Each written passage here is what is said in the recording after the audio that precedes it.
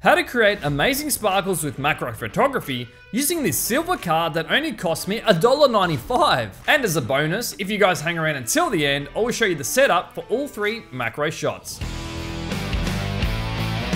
What is up, guys? Welcome back to the Raw Factory. My name is Jacob and the goal of this channel is to help you become a better food and product photographer. In today's video, I want to show you guys how cool this silver card paper can be for your macro photography. Where did I get it, you ask? Well, I actually got it from my local news agency, but you can get it from any paper supply store. We have an Officeworks and I'm pretty sure they sell it. I'm also sure there's a few options online, but they might be a little bit more expensive because I think you got to buy in bulk. Do a Google search and see how you go. Now, the fun part. Let's look at this cookie shot and discuss the setup. As you can see, they are sitting on the silver reflective card. The cool thing about this shiny silver card is that you can bend it and angle it depending on the look you are going for. But for today's example, I'm going to stick to showing you how to add shine to your stack of cookies. Now, as you can see, by keeping the silver card at the bottom of the cookies, it's bouncing the light back into the shadows. And for some reason, I really like the look of this. Now, watch what happens if I block the silver card with my hand. No reflection. So ensure you don't place anything around the base of the cookies. Otherwise, you're not going to get that delicious reflection and I won't be happy and you won't be either. I don't want people sending me emails like, what the heck, man? What's going on? Okay. All right then. Let us quickly discuss the setup. Notice my studio strobe being angled directly downwards. That is so I get the nice shadow on the right side. This also allows the studio strobe light to hit the silver card and reflect back up into the shadows.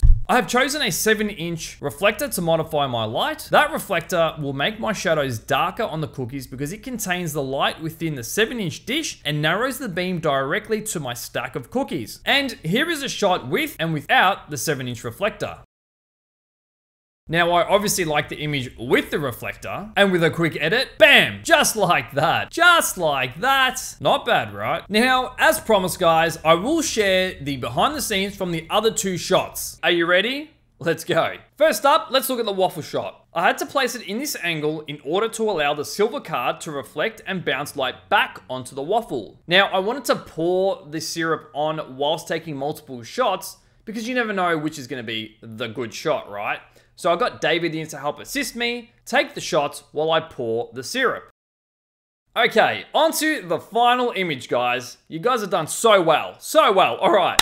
Now, to get these standing upright, I put the blueberries on skewers and used some blue tack to hold them up with a black card behind them. Now, the black card is gonna block out the light behind the blueberries. After taking multiple shots, I land on this lucky shot. Look at that detail. I mean, look at that detail, guys. Well, I hope this video inspired you guys. Grab your camera out, get your macro lens out, take some macro shots, and I'll see you all in the next one. I forgot to tell them like, comment, subscribe. What if they don't subscribe, man? How are you gonna support this channel? How are you gonna support this channel? If you got something out of it, like, comment, and subscribe to help other people find this video. And I'll see you all in the next one. Remember, don't wait, make something creative today. Catches.